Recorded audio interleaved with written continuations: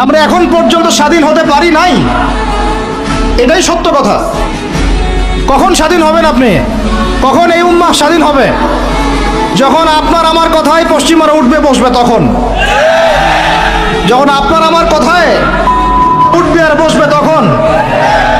যখন আপনার আমার কথায় এই পুরো কুফরি তাগুতি শক্তির উঠবে বসবে তখন বুঝবেন উম্মাহ স্বাধীন হয়েছে। স্বাধীনতা শুনছেন?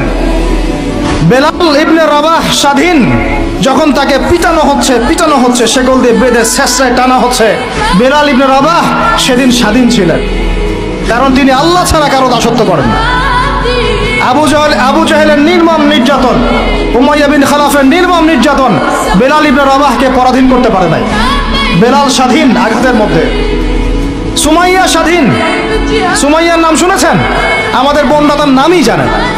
ওরা জানে কি প্রোডাক্ট আসলো বাজারে, কোন পার্লারে গেলে কি পাওয়া যায়, কোথায় গেলে কি হয়, কোন মার্কেটে গেলে কি পাবো। মার্কেট ভর্তি মহিলা দিয়ে, ভর্তি মহিলা দিয়ে, গার্মেন্টসও তো ভর্তি মহিলা দিয়ে। পর্দা কতটুকু মেনটেন হয় সেটাও ভাবতে হবে। জব করতে দোষ নাই, জব করতে দোষ আছে, পর্দা কতটুকু ভাবতে হবে না? আমরা যে বস্তুবাদী এটা আমাদের রাস্তাগুলোই প্রমাণ করছে। আমরা আমাদের বাড়িঘরগুলো চকচকা করছি আর সরকারের রাস্তাগুলো ভেঙে ফেলতেছি। এখন ওই রাস্তাগুলো তৈরি করে দেওয়ার দায়িত্ব আমাদের, দায়িত্ব আমাদের না? অবশ্যই আমাদের, কেন আমরা তো খেয়ানত করলাম, সরকারি মাল দড়িয়ামে ডাল, এরকম চিন্তা করলাম। ওইদিকে যেতে যাচ্ছি না। বোনরা শোনেন, ভাইরাও শোনেন, সুমাইয়া স্বাধীন। কখন স্বাধীন? যখন আবু জেহেল তাকে বলছে যে তুই এই জন্যই ইসলাম কবুল করেছিস যে মুহাম্মাদের সৌন্দর্য দেখে তুই তার প্রেমে পড়েছিস। নাউজুবিল্লাহ সাল্লাল্লাহু আলাইহি ওয়াসাল্লাম কি বলেছে বলেন? তুই মুহাম্মাদের সৌন্দর্য দেখেই মনে হয় তার প্রেমে পড়েছিস। নাউজুবিল্লাহ, আস্তাগফিরুল্লাহ। সুমাইয়া রাদিয়াল্লাহু আনহা তখন বাধা, হাত পা বাধা, হাত পা বের করার কোনো অপশন নাই, বাধা আছে। এক জটলা থুতু মুখে একত্রিত করে আবু জেহেলের মুখের উপর থু করে থুতু দিয়ে দিচ্ছে।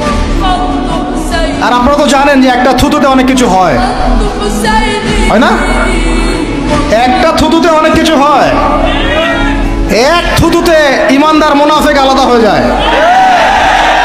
এক থুতুতেই ইমানদার মুনাফিক আলাদা হয়ে যায়। সুমাইয়াও থুতু দিয়েছিল আবু জেহেলের মুখে। এবার আবু জেহেল কি করেছে শুনেন। আবু জেহেল, তার কাছে একটা বর্ষা ছিল, বর্ষা চেনা যায়, বর্ষা সামনের অংশ চোখা, এটা দিয়ে সুমাইয়া রাদিয়াল্লাহু আনহার লজ্জাস্থানে আঘাত করে তাকে শহীদ করে দিয়েছে। ব্যথা অনুভব করলেন না? আমি জানি করেন নাই, কারণ সুমাইয়া আপনার কেউ না, সুমাইয়া আপনার কেউ না, সুমাইয়া আমার বোন না, সুমাইয়া আমার স্ত্রী না, সুমাইয়া আমার মা না, সুমাইয়া আমার খালা ফুফু চাচি মেয়ে কেউ না। এই কারণে আমাদের আঘাত লাগে নাই। যদি আমাদের এই দেহটা যে অবশ, আমাদের উম্মার যে দেহটা যে অবশ, এটা তো বোঝা যায় চলমান বিশ্ব রাজনীতি দেখলেই। বিশ্বের যে কোনো জায়গায় মুসলিমরা আঘাত পাচ্ছে, মার খাচ্ছে, নির্যাতিত হচ্ছে, দোয়াও তো মুখ দিয়ে বেরো হয় না। তাদের স্মরণে একদিন কেউ রোজা রেখে একটু দোয়াও করে না, নামাজে একটু দোয়াও করে না, দুইটা কথাও বলে না, কোনো মানববন্ধনও নাই, কোনো প্রতিবাদও নেই, কিছুই নাই। মানে পুরো দেহটাই প্যারালাইজড, শেষ, অবশ অনুভূতি। আর প্রত্যেকটা বর্ডার এক একটা অনিকেট প্রান্তর, যেখানে অনুভূতিগুলোর ব্যবচ্ছেদ করা হয়েছে, ফিলিংসগুলোকে ব্যবচ্ছেদ করে ফেলে দেওয়া হয়েছে, ফিলিংস নাই। সুমাইয়ার কথা শুনে আমাদের লাগলো না, কারণ সুমাইয়া আমার মেয়ে না, আমার মেয়ে আয়েশা তো আর না, আমার মেয়ে মারিয়াম তো আর না, আমার ছেলে ওমর ওসমান তো আর না। সুমাইয়া তখন স্বাধীন, যখন তাকে বর্ষায় শহীদ করা হলো, সে স্বাধীন, জান্নাতে চলে গেল। জুলাইবিস একজন সাহাবী ছিলেন, ছোটখাটো মানুষ, ইসলাম কবুল করে আসছেন খায়বার যুদ্ধের দিন। নবী সাল্লাল্লাহু আলাইহি ওয়াসাল্লাম তার হাতে তাকে তলোয়ার দিয়েছেন এবং তাকে যুদ্ধে মানে অগ্রগামী যে সৈনিকরা থাকে প্রথম কাতারের দিকে, সেখানে থাকার মানে চান্স দিয়েছেন। তাকে মানুষ বিয়ে করতে চাইতো না, কারণ তার চেহারা সুরত খুব একটা ভালো লাগে না, বংশ নিচু, মানুষের একটা থাকে না প্রেস্টিজ ইস্যু, তার মনে কষ্ট। নবী সাল্লাল্লাহু আলাইহি ওয়াসাল্লাম একদিন প্রস্তাব পাঠালেন তাকে চিঠি দিয়ে যে তুমি এই চিঠিটা নিয়ে অমুক গোত্রে যাও, গিয়ে বলো যে আমি বলেছি তোমাকে যেন মেয়ে দেয়। তখন তারপরেও মেয়ে দিতে চাচ্ছে না, কিন্তু সেই মেয়ে শুনেছে যে আল্লাহর নবী সুপারিশ করেছে, আমার যৌবনের উপর ধিক্কার যদি আমি এই সুপারিশ না রাখি। তিনি বললেন জুলাইবিস যেমনই হোক চেহারা, আমি তাকে বিয়ে করতে রাজি আছি। তিনি বিয়ে করলেন, সংসার হলো, শুরু হলো। এই সাহাবী খায়বার যুদ্ধে শহীদ হলেন। নবী সাল্লাল্লাহু আলাইহি ওয়াসাল্লাম তার চারপাশে দেখলেন, তার চারপাশে 12 জন ইহুদির লাশ পড়ে আছে। কয়জন? একাই 12 জনকে হত্যা করেছে এই সাহাবী। সুবহানাল্লাহ। আল্লাহর নবী তাকে নিজের হাতে কোলে নিয়েছেন। কোলে মানে তার দেহটা এরকম ছিল আর কি, খুব লম্বা চওড়া না, নিজের হাতে কোলে নেওয়ার মতো নিয়ে নিজ হাতে তিনি তাকে দাফন করলেন। আর বললেন যে আমার এই সাহাবীর জন্য হুরে নেইনরা তাদের দরজা খুলে দিয়েছে। এখন তিনি তখন স্বাধীন। ওমর ইবনে খাত্তাব তখন স্বাধীন। কখন স্বাধীন?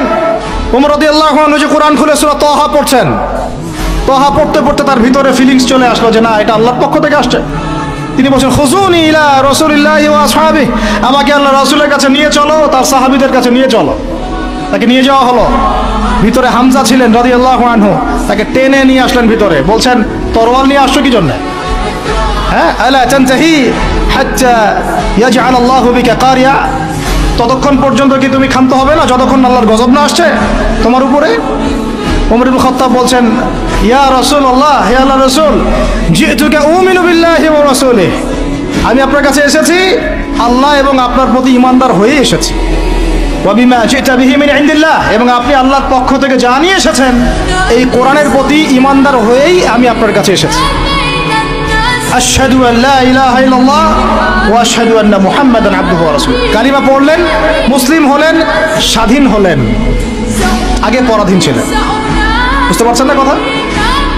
এরপরে তিনি সবার দরজায় গিয়ে নক করলেন। আবু জেহেলের বাসায় নক করে বলছেন হাল আলিমতা আন্নী কদ আসলামত, তুমি কি জানলা যে আমি ইসলাম কবুল করেছি?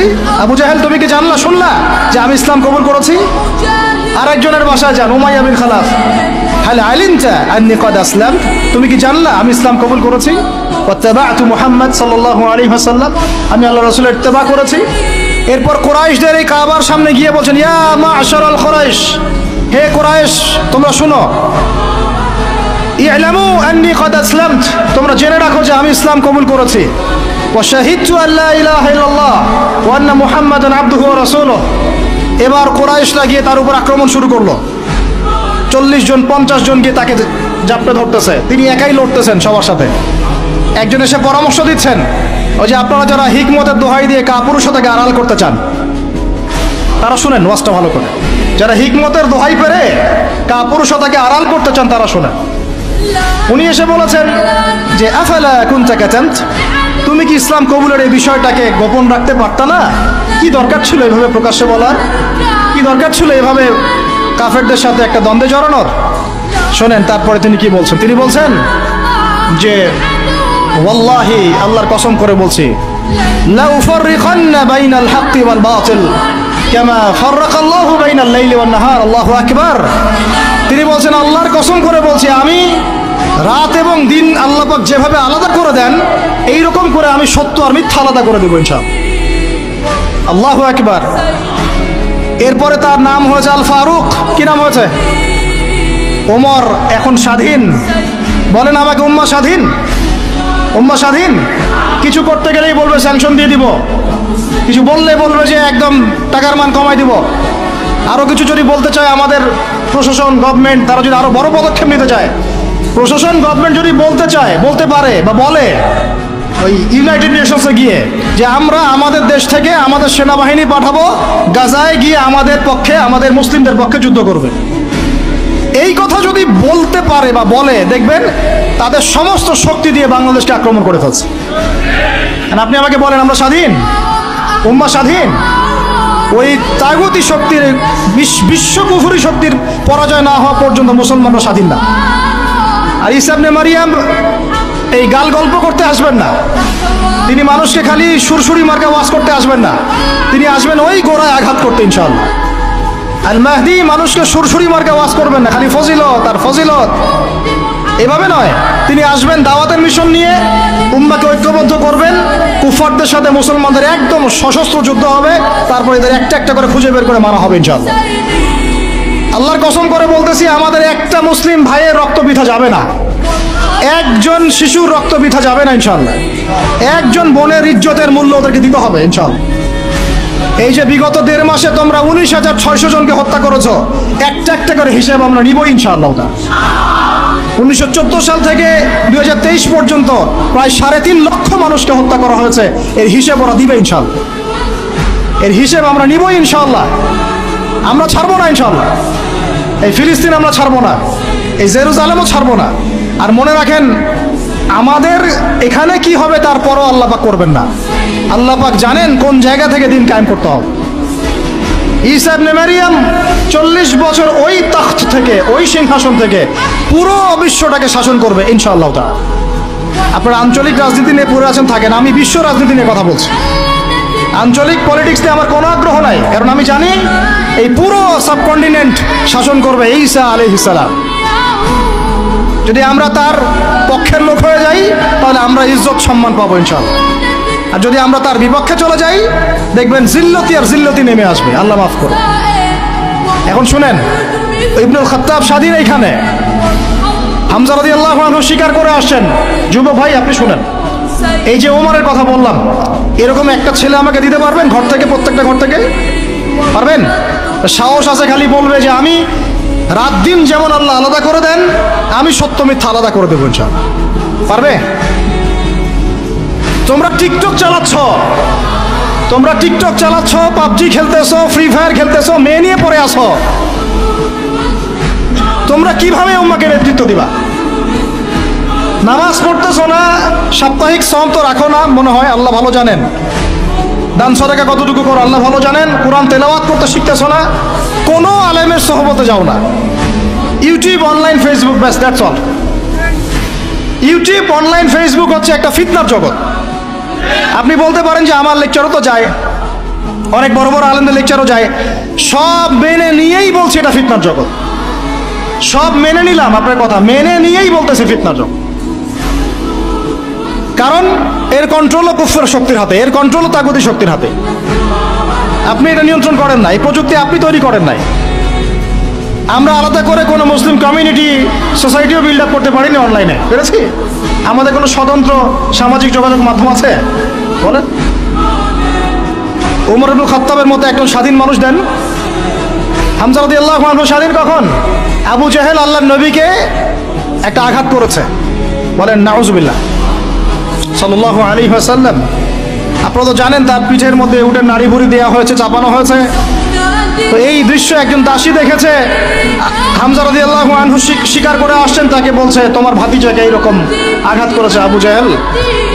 আবু জাহেলের নাম কিন্তু আবুল জাহেল না, আবু জাহেলের নাম আবুল হাকাম। সেও কিন্তু আল্লাহকে বিশ্বাস করতো।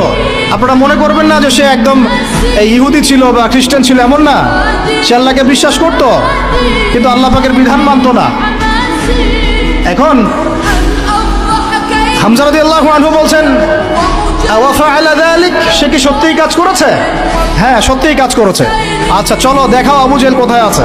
তিনি ঘোড়া ছুটায় গেলেন কাবা ঘরের সামনে, গিয়ে বললেন যে তুমি আমার ভাতিজাকে গালি দিয়েছ, তুমি আমার ভাতিজাকে আঘাত করেছ, জেনে রাখো আমি আজকে থেকে আমার ভাতিজার দিনের উপর আছি। এই কথা বলার সাথে সাথে তার উপর আক্রমণের চেষ্টা করা হচ্ছিল, তিনি নিজে একটা ঘুষি দিয়ে আবু জেহেলের একটা দাঁত ফেলে দিলেন। আর দাঁত যে পড়ে গেছে কিনা সিরাতের কিতাবে এত স্পষ্ট নাই, কিন্তু আঘাত একটা ঘুষি দিয়েছেন এটা স্পষ্ট। ঘুষি দিয়ে বলছেন রুদ্দাহা ইন ইসতাতা, রুদ্দাহা ইন ইসতাতা, যদি সাধ্য থাকে এই ঘুষিটা আমাকে ফেরত দিয়ে দেখাও, সাধ্য থাকলে আমাকে আরেকটা আঘাত করে দেখা। আকুলু মা ইয়াকুল, আমি তাই বলি যে আমার ভাতিজা বলে। শাহিদতু আল্লা ইলাহা ইল্লাল্লাহ ওয়া আন্না মুহাম্মাদান আবদুহু ওয়া রাসূলুহু, আমি সাক্ষ্য দিচ্ছি বা দিলাম আল্লাহ ছাড়া কোনো ইলাহ নাই, মুহাম্মদ আমার ভাতিজা আল্লাহর রাসূল, তোর সাধ্য থাকলে আমাকে ঠেকা। এরকম জেনারেশন দিতে পারবেন? আপনার ছেলেটা কি এরকম? আপনার ভাইরা কি এরকম? এই আমাদের মায়েরা তাদের সন্তানকে এরকম, যে মেয়েদেরকে ঘরে নিয়ে আসছেন, এই মেয়েগুলোও কি সুমাইয়ার মতো? উম্মে আমারা একজন নারী সাহাবী, উম্মে আমারা উহুদের যুদ্ধে চতুর্দিক থেকে আল্লাহ নবীকে আক্রমণ করা হচ্ছে, তিনি একাই তীর ছুটছেন।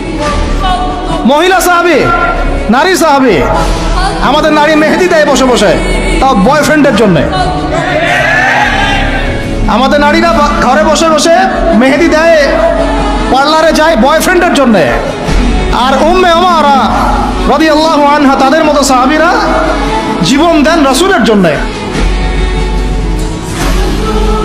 স্বাধীনতা, এই যে তারা স্বাধীন, আল্লাহর দাসত্বের অধীনে তারা কাউকে পরোয়া করতেন না। তখন উম্মাহ ছিল স্বাধীন। আর কি, আর কার কয়জনের কথা বলবো আপনাদেরকে? মুসআব বিন উমাইর, বিখ্যাত সাহাবী, তরুণ সাহাবী, দায়ী মানুষ, এত দামি পারফিউম ইউজ করতেন, এটা এখনকার লাখ টাকা কোটি টাকার দাম হবে। বিত্তশালী পরিবারের, এই যে বিত্তশালী পরিবারের সন্তানও শুনেন, আপনারা তো বাইক দাবড়ায় বেড়ান, গাড়ি ড্রাইভ করে বেড়ান, মাঝখানে অ্যাক্সিডেন্ট করে দেন, কেসও খান না, বাপের টাকা আছে পার পেয়ে যান, ইয়াবা খান, তারপরে গিয়ে মেয়ে নিয়ে ফুর্তি করেন, জেনা নিত্য নৈমিত্তিক ব্যাপার। একটা মেয়েকে পিছনে উঠান, 7 দিন ঘোরেন, আবার চেঞ্জ করেন, 7 দিন পর আরেকটা নেন। মুসআব বিন উমাইরও ধনীর সন্তান ছিলেন, ধনীর দুলাল। যখন ইসলাম এসেছে, কোরআন এসেছে, শুনেছেন তিনি ইসলাম কবুল করেছেন, মা সম্পত্তি থেকে বঞ্চিত করেছে, তার বেশি তরবারের আঘাত আছে। কয়টা বেশি? তার মাকবারা ওখানেই আছে, দেখে আসেন। তিনি স্বাধীন। ওই ময়দানে যারা সেদিন ছিলেন, ওই শনিবার সকাল 10টা থেকে, ওটা তো শাওয়াল মাসের, তাই না? শাওয়াল না, রমজানে পরে শাওয়াল মাসে যুদ্ধ হয়েছে। শাওয়াল মাসের 10 তারিখ, মেবি, হ্যাঁ 10 তারিখ 9 তারিখ, সিরাত কারা পড়েছেন, 9 বা 10 সকালবেলা যুদ্ধ হচ্ছে। ওই সময়ে পৃথিবীতে যারা ওই সময় যুদ্ধ করছেন মুসলমানদের পক্ষে, আল্লাহর জমিনের মধ্যে সবচেয়ে শ্রেষ্ঠ মানুষ তারা, সবচেয়ে শ্রেষ্ঠ জীবন, শ্রেষ্ঠ মৌত। ওখানে তারা উঠবেন, তখন তাদের গা থেকে মেশকাম্বরের ঘ্রাণ ছুটতে থাকবে। মারেফত থাকলে আপনিও পাবেন, অন্তরের মধ্যে কলুষতা থাকলে আপনি পাবেন না, তো স্বাভাবিক। এখন মুসআব বিন উমাইর কি পরাধীন না স্বাধীন? বলেন, তিনি কি পরাধীন না স্বাধীন? স্বাধীন মুসআব বিন উমাইর। আরেকজনের কথা শুনেন, বলতে থাকলে আপনাদের সারা রাত ফজর হয়ে যাবে। জাফর ইবনে আবি তালেব, নাম শুনেছেন? জাফর ইবনে আবি তালেব, শোনেন, এটা শোনেন। অনেকে অনেক দলিল দেয়, এই দলিলগুলো শুনেন, এগুলো শোনেন। ইহুদিদের 3টা গোত্র ছিল মদিনায়। কয়টা ভাই? একটা বনু কুরাইজা, বনু কাইনুকা, বনু নাজির। বনু কুরাইজা, বনু কাইনুকা, বনু নাজির, এই 3টা গোত্রের সাথে আমাদের চুক্তি ছিল, আমরা একটা সনদের মধ্যে ছিলাম। গাদ্দার এরা সনদ ভঙ্গ করলো, ঠিক যেমন করে তারা এখন প্যালেস্টাইনে আক্রমণ করছে, এইভাবে সনদ ভঙ্গ করলে। বনু কাইনুকার বাজারে আমাদের এক মহিলা সাহাবী, তিনি বোন গিয়েছেন হাজতে, সোনার দোকানে। ইহুদি তাকে বলছে নিকাব খোলো, সে নিকাব খুলবে না। ইহুদি দুষ্ট, ষড়যন্ত্র করে তার কাপড়ের একটা অংশ রশি দিয়ে গিট বেঁধে দিয়েছে। আমাদের দিন ইমাম উঠতে গিয়েছেন, সতর একটু খুলে গেছে, নাউজুবিল্লাহ, চিৎকার করে উঠেছেন। পাশে ছিলেন এক আমাদের আনসারি সাহাবী, আওয়াজ শুনেছেন। সেই আওয়াজ শুনে এক মুহূর্ত দেরি করেন নাই, মদিনায় ফিরে এসে নবীর কাছে পারমিশনও চান নাই। বুঝেন, দলিল বুঝেন। তিনি এক মুহূর্ত দেরিও করেন নাই, মদিনায় ফিরে গিয়ে নবীর কাছে পারমিশনও নেন নাই। তার কাছে একটা খোলা তরোয়াল ছিল, বের করেছেন, এই ইহুদির গর্দানে একটা কোপ দিয়ে গর্দান নামাই দিয়েছে।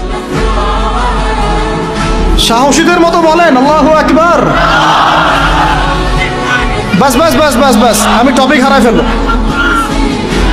বাস বাস ভাই, বসেন বসেন বসেন বসেন, আমি টপিক হারাই ফেলবো। আমি দলিল দিচ্ছি আপনাকে, এই সাহাবী নবীকে গিয়ে জিজ্ঞাসা করেন নাই, করেছেন? পরামর্শও নিয়েছেন। তার সামনে তার বোনকে এইভাবে টিস করা হয়েছে, এক মুহূর্ত দেরি করেন নাই, গর্দান নামাই দিয়েছে। এবার ইহুদিরা মিলে ওই সাহাবীর উপর আক্রমণ করে ওই সাহাবীকে শহীদ করে দিয়েছে, নাই শেষ, ওনাকে মেরে ফেলেছে। তারপর এই কেসটা নবীর দরবারে আসলো। নবীর দরবারে আসার পরে নবী সাল্লাল্লাহু আলাইহি ওয়াসাল্লাম সাহাবীর ব্যাপারে কোনো সমালোচনা তো করলেনই না। সাহাবী, তুমি ভুল করেছো, আমাকে জিজ্ঞেস করো নাই, আমার পরামর্শ কেন নাও না, এগুলো তো বললেনই না। বরং তার অন্যান্য সাহাবীদেরকে বললেন, সবাই যুদ্ধের বর্ম পরে বের হও, বনু কাইনুকাকে আক্রমণ করতে হবে। এখন আপনি দেখছেন 3 মাসে 19,600 জন, 3 মাসে, সরি 3 মাস কিসের, 1.5 মাসে 19,600 জন। আর এখানে একজন মুসলিম ভাই, একজন মুসলিম বোনের ইজ্জতের বিনিময়ে নবী সাল্লাল্লাহু আলাইহি ওয়াসাল্লাম পুরা বনু কাইনুকাকে একদম সমূলে উৎপাটিত করে মদিনা থেকে বিতাড়িত করলেন। ওই উম্মার সাথে এই উম্মার কোনো সম্পর্ক আছে? ওই আরবের সাথে এই আরবদের কোনো সম্পর্ক আছে? ওই স্বাধীনতার সাথে এখনকার এই পরাধীনতার কোনো সম্পর্ক আছে? এরপরে আপনারা ফ্যান্টাসি নিয়ে পড়ে আছেন। আল্লামা রুমি বলতেন, উনি একজন বড় সফি মানুষ ছিলেন, উনি বলতেন যে আমি যা বুঝি আর আমি যা জানি বুঝতে পারি, তোমাদেরকে বলে কি লাভ, তোমরা তো বুঝবা না। কে বলতেন?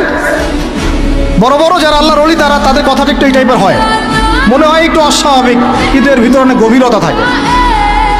আমি নিজেও এই কথা বলতেছি, আমরা যা বুঝি, যা বুঝতেছি, যা দেখতেছি, তা আপনাদেরকে বলে বুঝাতে পারবো না, বলেই বা কি লাভ, আপনি হয়তো বুঝবেনও না। এই একটা ঘটনা দলিল পেলেন। আরেকটা শোনেন, আরেকটা কওম হলো বনু নাজির। রাসূলকে দাওয়াত দিয়েছে, দাওয়াত দিয়ে বলছে যে আমরা ইসলাম কবুল করবো, আসেন নেগোশিয়েট করি। নবীজি বসেছেন, নবী সাল্লাল্লাহু আলাইহি ওয়াসাল্লাম গিয়েছেন দাওয়াত দিতে বনু নাজিরের সিঁড়ির মধ্যে, এটাকে বলে দেয়াল, দেয়ালে হেলান দিয়ে আছেন। উপর থেকে এরা চাকি আছে না, চাকি যেটা দিয়ে আমরা ধান ভাঙে আগেকার মায়েরা বোনেরা, বড় বড় যে লোহার আর পাথরের, এইগুলো উপর থেকে ফেলে তাকে হত্যা করার চেষ্টা করেছিল বনু নাজির। কোন গোত্র? ইহুদিদের বনু নাজির। আল্লাহ নবী জিবরাইল আলাইহিস সালামের মাধ্যমে জানতে পারলেন, সেখান থেকে উঠলেন, উঠে বললেন যে ঠিক আছে, বনু নাজিরকে আমরা অবরোধ করব। 1.5-2 মাস অবরোধ করে রাখা হলো, সূরা হাশরে পড়ে দেখেন। এরপরে এরা নিজেদের ঘরবাড়িগুলো কাঁধে করে নিয়ে মদিনা থেকে বিতাড়িত হলো বনু নাজির। দলিল নাম্বার 2। 3 বনু কোরাইজা, বাকি আছে শুধু একটা, এখন বনু কোরাইজা। বনু কোরাইজাকে বলা হয়েছে আমাদের সাথে থাকবে, অন্যদের সাথে যাইতে পারবো না। Okay fine. খন্দকের যুদ্ধে 10,000 সেনাবাহিনী নিয়ে আবু সুফিয়ান আক্রমণ করেছে মদিনা, অবরোধ করে রেখেছে। এই সুযোগে বনু কোরাইজা কুরাইশদের সাথে মিলে আমাদের সাথে গাদ্দারি করল। আল্লাহ নবী যুদ্ধ শেষ করে বনু কোরাইজায় গিয়ে কেউ আসরের নামাজ পড়বে না, ওদের সাথে আগে মীমাংসা করতে হবে। তারপরে ওখানে গিয়ে ওদেরকে অবরোধ করা হলো। সাদ বিন মুআজ রাদিয়াল্লাহু আনহুর হাতে এই বনু কোরাইজার একজন বালেগ যারা ছিল, এদের সবার গর্দান নামানো হয়েছে। এটা বনু কোরাইজা, বনু কাইনুকা, বনু নাজির, 3টা বড় বড় গোত্রের সাথে আমাদের যুদ্ধ হয়েছে নবী জীবিত থাকাকালীন। কি কি ইস্যু নিয়ে দেখেছেন। আর এখন আপনি দেখছেন বিগত 100 বছর, 1914 থেকে 2023 পর্যন্ত মার তারা দিতেই আছে, মুসলমান খাইতেই আছে। 4বার বড় বড় যুদ্ধ হয়েছে। যুদ্ধ এই 4টাতে মুসলমানদের মোটামুটি পরাজয়। এখন মোটামুটি 78 থেকে 80% জায়গা ওদের। এখন কি নতুন করে এই জিহাদটা ওখানে ফরজ হয়েছে না আগে থেকে ছিল? ওদেরকে বের করে দেওয়ার পর, 3টা গোত্রকে বের করে দেওয়ার পর খায়বারে তারা কিছু বাকি ছিল। আলী রাদিয়াল্লাহু আনহু হাতে পতাকা দিয়ে বললেন, খায়বারে যাও, আক্রমণ করো, নাইম দুর্গ তুমি জয় করবে ইনশাআল্লাহ। খায়বারের মারহাব ছিল একজন বীর, ইহুদি বীর, একাই 10 জনের সাথে লড়তে পারে। আলী ইবনে আবি তালেবের তরোয়ালের আঘাতে ওর মাথার উপর থেকে তরোয়াল গিয়ে এইভাবে বসে গেছে মাটিতে, মানে দেহটা এইভাবে দ্বিখণ্ডিত হয়ে গেছে। ওদেরকে তারপরে বের করে দেওয়া হয়েছে। তারপর নবী সাল্লাল্লাহু আলাইহি ওয়াসাল্লাম বলেছেন তার ইন্তেকালের কয়েকদিন আগে, যে আমার ইন্তেকালের পর তোমরা বাকি যে অবশিষ্ট যারা আছে এদের সবাইকে জাজিরাতুল আরব থেকে বের করে দিবে। কে বলেছেন এটা বলেন? এখন তারপর ওমর রাদিয়াল্লাহু আনহু ওটা জয় করেন, আমাদের আন্ডারে থাকে। 1099 সালে ক্রুসেডাররা গিয়ে ওটা আবার দখল করে। তার মোটামুটি ভাবে 80 থেকে 90 বছরের মধ্যেই 1176 নাকি 87, 1176 দিকে আইয়ুবী রাহিমাহুল্লাহ গিয়ে সেটা আবার জয় করেন। তারপরে আবার ওখানে লড়াই হয়েছে। তারপরে আবার গিয়ে আপনার মামলুকদের ভূমিকা আছে, জেঙ্গিদের ভূমিকা আছে, তুর্কিদের ভূমিকা আছে, ওসমানীয়রা আবার দখল করেছে। এই সিলসিলা চলতে চলতে 1914 সালে গিয়ে তারা এই ব্রিটেনের সহযোগিতায় এই জায়গাটা দখল করেছে। কত সালে? এই তো 1914 সালে। দখল করার পর থেকে এখন এই বিগত 100 বছরে ওখান থেকে তারা বিশ্বের সব নিয়ন্ত্রণ করা শুরু করেছে। জায়গা দখল থেকে শুরু করে মুসলিম ভাইদেরকে দমন, আমাদের বোনদেরকে ধর্ষণ, শিশুদেরকে হত্যা, জমি উপড়ে ফেলা, কি না করেছে। এখন তারা ওখানে দাজ্জালের শাসন প্রতিষ্ঠা করতে চাচ্ছে। এরাই তারা যারা দাজ্জালকে নিয়ে বিশ্বকে শাসন করবে। সে জামানার দাজ্জালের কনসেপ্ট না জানলে আল্লাহর কসম আপনি ওয়ার্ল্ড অ্যাফেয়ার্স বুঝতে পারবেন না।